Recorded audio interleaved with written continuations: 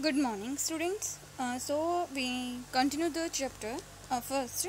So next topic is that what is an economic activity. Next topic है हमारा economic activities क्या होती हैं.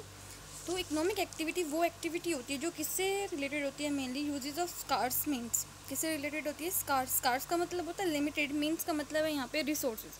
मीन्स हमारे पास जितने भी रिसोर्सेज हैं वो क्या हैं, सभी लिमिटेड है.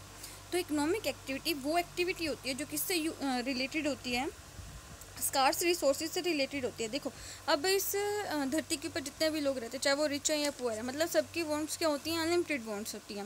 मतलब वो अपनी अनलिमिटेड वांट्स को फुलफिल करने, उसके पास जो रिसोर्सेज हैं वो कैसे हैं, लिमिटेड है. देखो हमारा जो मन होता है वो क्या करता है कि मैं मैगी भी खा लूँ, चाउमीन भी खा लें, बर्गर भी खा लें, पिज़्ज़ा भी खा लें. नॉर्मली हम फास्ट फूड में हम यही एग्जांपल लेते हैं, वो कुछ ना कुछ खाने के लिए होना चाहिए. एक चीज़ खाने के बाद दूसरी नीड अराइज हो जाती है. एक ड्रेस होती है तो दूसरी की देखते हैं तो हम कहते हैं कि हमारे पास वो ड्रेस भी होनी चाहिए. तो मतलब एक पर्सन की जो वांट्स होती है वो क्या है, अनलिमिटेड है. लेकिन उसके पास जो रिसोर्सेज है लिमिटेड है. लिमिटेड मीन्स उसके पास जो मनी है उसके ऊपर खर्च करने के लिए वो कैसी है, लिमिटेड है. तो इकोनॉमिक एक्टिविटी कौन सी एक्टिविटी होती है जो किससे रिलेटेड होती है, यूजेस ऑफ स्कार्स मीन्स से रिलेटेड होती है. मीन्स का मतलब है कि जो रिसोर्सेज है वो क्या है, in relation to our wants, वो क्या है, लिमिटेड है, स्कार्स हैं, दुर्लभ है. किससे, in relation to our unlimited wants. चाहे इस अर्थ के ऊपर हम बात करते हैं, चाहे एक रिच पर्सन भी क्यों नहीं है, उसके भी वांट्स क्या हैं, अनलिमिटेड है. नेक्स्ट क्वेश्चन आता है कि what is an economic problem. एक इकोनॉमिक प्रॉब्लम क्या अराइज हो सकती है हमारे सामने. तो मेनली एक इकोनॉमिक प्रॉब्लम यही अराइज होती है कि जो हमारे पास रिसोर्सेज है, अभी हमने बात की, वो क्या है, लिमिटेड. मतलब उन लिमिटेड रिसोर्सेज से हम कैसे यूज़ करें कि हमें क्या मिले, मैक्सिमम सेटिस्फेक्शन मिले. तो इकोनॉमिक प्रॉब्लम का मतलब होता है कि एक पर्सन के पास जो रिसोर्सेज हैं वो लिमिटेड हैं, लेकिन उसके यूजेस क्या हैं, alternate. Just like we take example, मेरे पास क्या है, 10 रुपीज़ हैं. बड़े छोटा सा एग्जांपल ले लेते हैं. मेरे पास क्या है, 10 रुपीज़ है, ठीक है. अब मैं इस 10 रुपीज़ से मैं क्या सोच रही हूँ कि मैं मैगी भी ले लूँ, पास्ता भी खा लूँ, बर्गर भी खा लूँ. लेकिन जो मेरे पास ये 10 रुपीज़ है वो क्या है, लिमिटेड है, ठीक है. लेकिन मैं उसके यूजेस क्या है, उस 10 रुपीज़ के यूजेस बहुत सारे हैं, ठीक है. तो उसी तरह कहा जाता है कि इकोनॉमिक प्रॉब्लम वो प्रॉब्लम होती है in which a person have a limited resources but have alternate uses. मैंने क्या बोला, economic problem is that problem in which a person have a limited resources and have a alternate uses. एक person के पास जो resources है वो कैसे हैं, लिमिटेड है, लेकिन उसके यूजेस कैसे हैं, अल्टरनेट यूजेस है. तो economic problem, the problem is related to the choice because the resources are the scarce in nature but have alternate uses.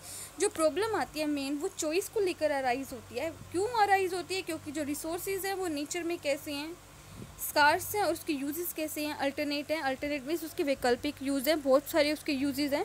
तो यही इकोनॉमिक प्रॉब्लम अराइज होती है. तो हमने स्टडी किया इकोनॉमिक एक्टिविटी क्या होती है. इकोनॉमिक एक्टिविटी का मतलब है जो रिसोर्सेज है हमारे पास वो स्कार्स है. एक रिच पर्सन भी क्यों ना हो, अगर उसकी एक वांट से सेटिस्फाई होती है तो नेक्स्ट वांट उसकी अराइज हो जाती है कि उसको ये भी चाहिए. उसी तरह हम भी एक ह्यूमन बींग है. एक इकोनॉमिक्स क्या करती है, ह्यूमन बींग की स्टडी करती है. हम भी ह्यूमन बींग है, हमारी भी एक वांट से सेटिस्फाई होती है तो नेक्स्ट क्या हो जाती है, अराइज हो जाती है.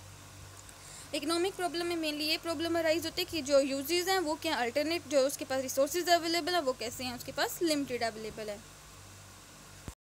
नेक्स्ट टॉपिक है पड़ा हमारा कंपोनेंट ऑफ इकोनॉमिक्स. इकोनॉमिक्स के मेनली 3 कंपोनेंट्स होते हैं जो हमने अपनी फर्स्ट वीडियो में स्टडी भी किया था. कंजप्शन के बारे में, प्रोडक्शन के बारे में और डिस्ट्रीब्यूशन के बारे में. सबसे पहला आता है हमारा कंजप्शन. कंजप्शन का मतलब क्या होता है कि एक कंज्यूमर जो है उसके पास जो रिसोर्सेज अवेलेबल है वो लिमिटेड है, अभी हमने बात की. उसके पास जो साधन है वो कैसे, सीमित है, लेकिन उसकी जो वांट्स हैं वो कैसी हैं, अनलिमिटेड है. तो वो अपने रिसोर्सेज से इसको इस तरह से यूज़ करता है, अपनी इनकम को इस तरह से डिस्ट्रीब्यूट करता है कि उसको क्या मिले, मैक्सिमम सेटिस्फेक्शन मिले. तो कंजप्शन इज़ अ थ्योरी. इसको क्या बोला जाता है, कंजप्शन थ्योरी भी बोला जाता है. In which a person have a limited resources but have unlimited wants, but they use resources in such a manner that they get a maximum satisfaction. वो अपने resources को इस तरह से यूज़ करते हैं कि उसको क्या मिले, maximum satisfaction. जस्ट लाइक मैंने बता भी रखा है, कंजप्शन का मतलब है buy those goods that gives him satisfaction with his limited resources. वो ओनली उस गुड्स को बाय करेगा जिससे उसको सेटिस्फेक्शन क्या मिले, मैक्सिमम मिलेगा उसके लिमिटेड रिसोर्सेज. लिमिटेड रिसोर्सेज का मतलब उसके पास जो मनी है वो कैसी है, लिमिटेड है. सेकेंड कंपोनेंट आता है हमारा प्रोडक्शन का. प्रोडक्शन का मतलब होता है, प्रोडक्शन कौन करता है, प्रोड्यूसर करता है. अब मैं प्रोड्यूसर हूँ, मैं तो उसी गुड्स को बनाऊंगी ना जिससे मेरे को प्रॉफिट क्या हो, लाभ क्या हो, ज़्यादा हो. और मेरी जो कॉस्ट है उस गुड्स को बनाने की कॉस्ट क्या है, मेरी कम से कम आए.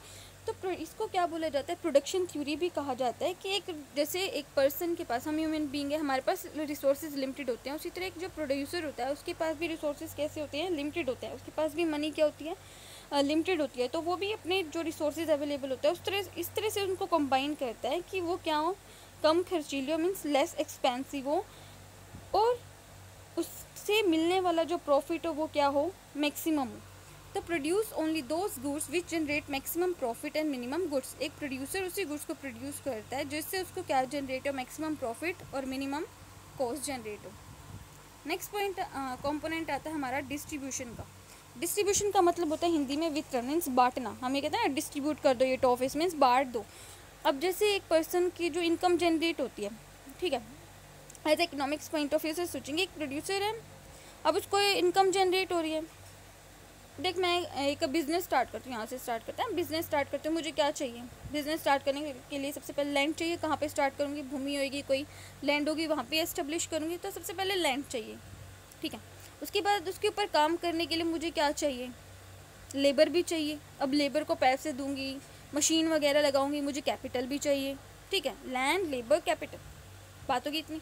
उसके बाद मैं खुद बिजनेस का स्टार्ट कर रही हूँ, मैं ओनर हूँ। ओनर को क्या बोला जाता है, एंटरप्रेन्योर बोलते हैं, स्वामी होता है जो उस बिजनेस का, और एंटरप्रेन्योर, ठीक है।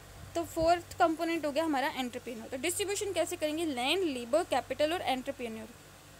अब हमने लैंड किसी से बोरो किया, मीन्स हमने उसे बोरो किया था, उसके ऊपर क्या देंगे, रेंट देंगे। जस्ट लाइक हम किसी का रूम भी लेते हैं तो उसके ऊपर क्या देते हैं, रेंट, किराया तो देते हैं, तो उसके ऊपर मुझे क्या देना पड़ेगा, रेंट देना पड़ेगा। किसी से मैं कैपिटल लूँगी, मीन्स पैसे उधार लूँगी, मुझे उसके ऊपर ब्याज भी देना पड़ेगा, इंटरेस्ट। अब मैं किसी लेबर को हायर करूँगी काम करने के लिए, उसको क्या दूँगी, कुछ मजदूरी वगैरह दूंगी, जिसको क्या बोलते हैं, एक कॉमर्स की लैंग्वेज में वेजेस बोलते हैं, वेजेस देंगे।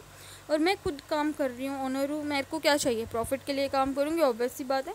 तो डिस्ट्रीब्यूशन यहाँ पे कैसे किया जाता है इनकम का, लैंड के ऊपर रेंट, कैपिटल को इंटरेस्ट, लेबर के ऊपर वेजेस, एंटरप्रेन्योर को क्या दिया जाता है यहाँ पे, बेसिकली नॉर्मल से बात करते हैं, इसके अंदर उसको प्रॉफिट के लिए ही वो काम करता है। तो यहाँ से अगर हम एक इकोनॉमिक्स के स्टूडेंट्स होने के साथ साथ हमें पता होना चाहिए कि इनकम का डिस्ट्रीब्यूशन कैसे करता है एक एंटरप्रेन्योर, जिसको क्या बोला जाता है, थ्योरी ऑफ डिस्ट्रीब्यूशन भी कहा जाता है। तो आज के लिए हमारी यही 3 कंपोनेंट्स और जो हमने पढ़ा। Thank you.